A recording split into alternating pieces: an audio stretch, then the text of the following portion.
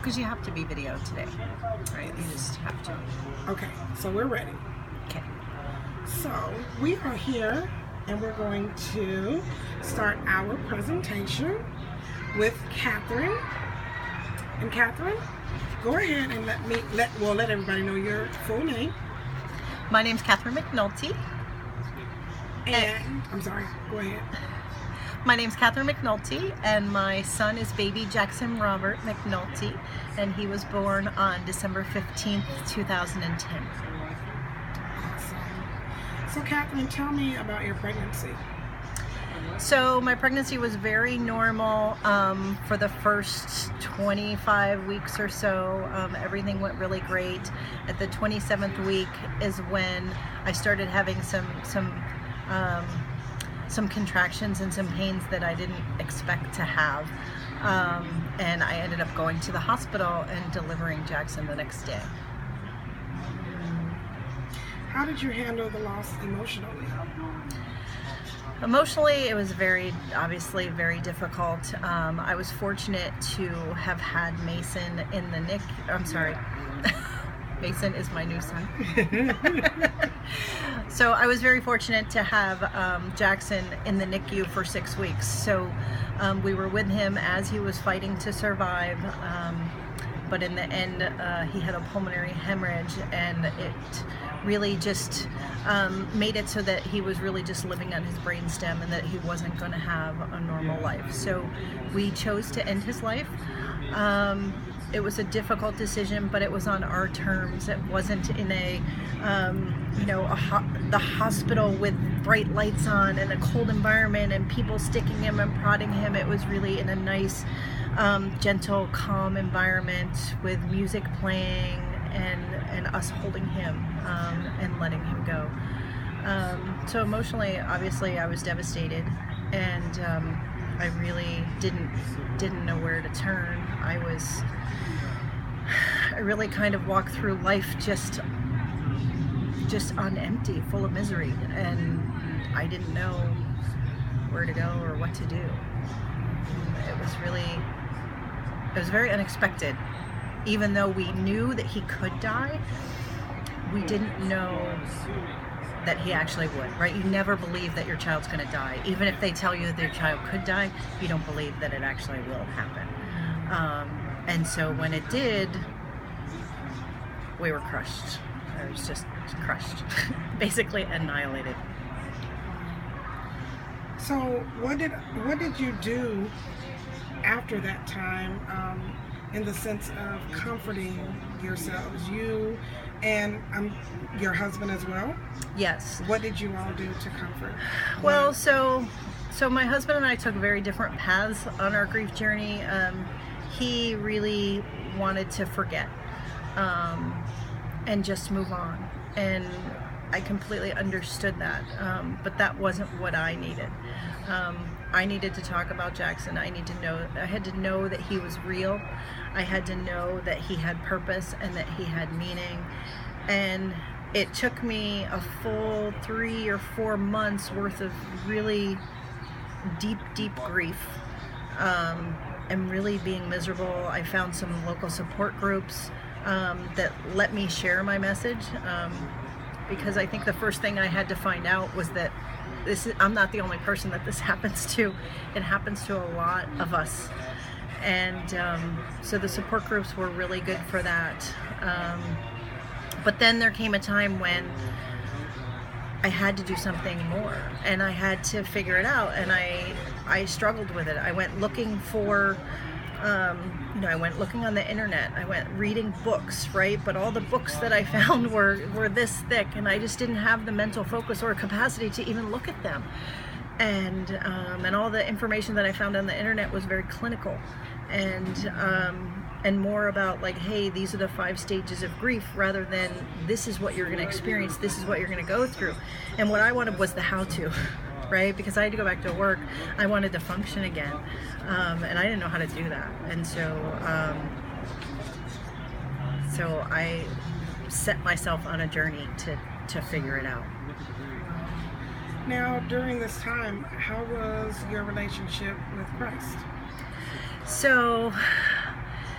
So the religious aspect of things is always a hard topic, because I remember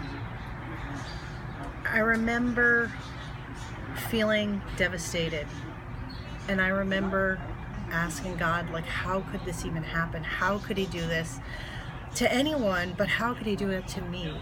And you hear so much in your faith about, God's always there for you, and just call him and he'll be there. Knock and the door shall be open. And I was knocking and I felt really alone. And I remember laying, in my bed and saying, like, why? I've been asking for help. Like, why are you not here? And for me personally, the struggle was difficult because the faith community that I had around me didn't have any answers, right? I went to the elders of the church. I went to, older people who I thought were, strong in their faith and wise, and I looked for answers, and honestly, they just didn't have any. And in the end, it was really up to me to say, well, what do I believe? What do I think happened? Why do I think it happened? And for me, I had to really come to terms with the fact that, yes, this is horrible. It was a terrible thing, and I was crushed. But now that I am 7 years out from my loss, I now know that God was there with me, and that he basically took me, picked me up, and moved me in a different direction and said, this is the path that you will now take.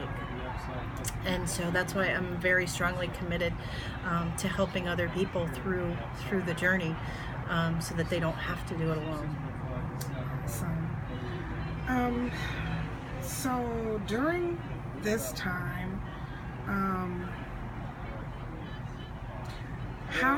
because this is something that a lot of people don't talk about, because we always talk about us, you know what I mean? Mm-hmm. A lot of people don't talk about the father, or if there were other children, how they may have been affected, or even if the relationship between you and your husband was affected.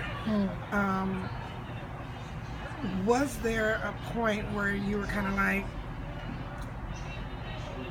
yeah, you do you. I mean, you know what I mean? Absolutely. I mean, and I don't think that I think initially, I support people who are grieving now, right. And I think that people do different things. People are either going to come together and they're going to grieve together, or they're going to go in completely separate ways. There usually isn't a lot of in between. And so for me, my husband chose a very different path. He didn't want to talk about it. He wanted to forget about it. He wanted to move on. And for me, no. And so at some point I said, I have to save myself, because I was drowning in my own grief. I was the one who couldn't get out of bed. I was the one who had to go to work every day to support us. And our income and our lifestyle was based on that.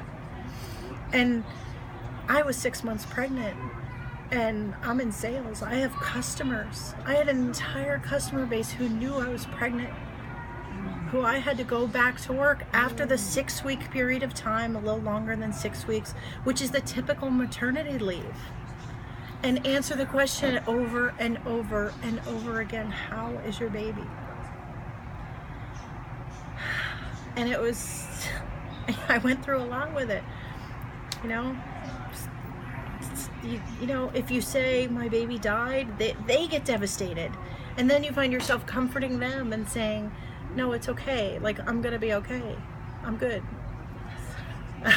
And then there's other people that you're just like, look, my baby died, stop asking me. Right? Because then there's anger that comes up with it. And then you learn, what do you say? You start to prepare answers to the questions, and you start to say, well, you know what? My baby is in heaven now. We had a beautiful 6 weeks with him in the NICU. I got to know him. I know who he is, and I love him dearly, and he's no longer with us. Okay, so I know that you have a little boy. I do. When you found out that you were pregnant with him, How was that for you? Were you excited or were you afraid? Well, yeah, having a subsequent pregnancy after a loss, you know, there's, before you even get pregnant again, right, you have to make a decision. You have to decide, is this something that I'm willing to do? Am I willing to risk the emotional trauma, the loss? And again, we talked about, husbands and wives. My husband had a very more realistic approach, right? He's like, hey, let's just cut our losses. Let's just be done. We have a good life. We're going to be okay. We're going to figure this out. We'll be okay. And for me, my maternal instinct was still there. And I knew that I was a mom. I was already a mom, right? My son was in heaven, but I was still a mom. And I wanted to be a mom again.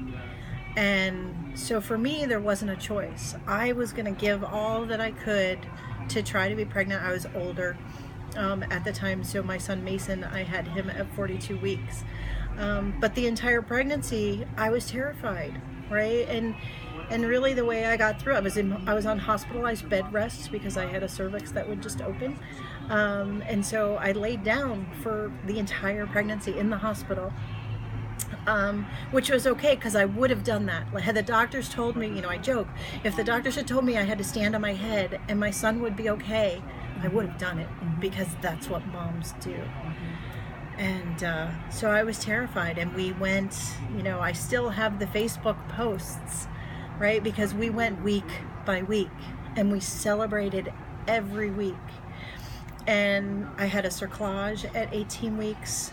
And that was another point where they decided, they said, look, we can do a cerclage, but there's a risk that will nick the amniotic fluid and your son will die. So we knew at that point that it was a little boy again. And we got to the point where I just said, if this is going to happen and we're going to lose this baby, like, I want it to happen sooner rather than later. And so I just knew, and I got the mindset somehow in my head that every moment I had with him, even when he was inside me, was a gift. And that I had that gift for as long as I had it, and I celebrated every single week of having it a little bit more. And we got to, and the closer we got to my due date, right, the more hopeful we were. So we started, you pass it, Jackson was born at 27 weeks, so we passed 27 weeks, and then you get to 28 and you're like, yes, and you get closer and closer to actual, Jackson was a preterm infant, right? So you get closer to survival. And they say at 32 weeks, there's a really good probability that they're going to be really okay. And Mason was born at 36 weeks 2 days. And he was in the hospital for just a week, and but other than that, he was magnificent and perfect, and every second with him is really a blessing because I know how fleeting time can be.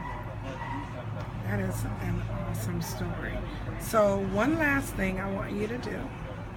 So if you were speaking to someone who is struggling with the fact that they've suffered loss, and they're struggling with the fact of trying to have another child because of fear, what would you say to that person?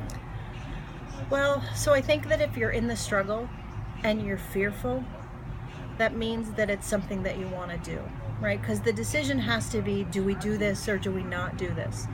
And if you're in the fear and you're gripped with fear and you're worried about that fear, my advice is move forward. Pray through it. Know that you've already survived a loss. So if anything were to happen to the next baby, you know that you're strong enough to handle it. Like, you can do this. And then you just go one day at a time. And you just try. And in the end, you know that you gave it your best. And that's going to be okay, because I believe that what's supposed to happen is going to happen for you. and that your life is going to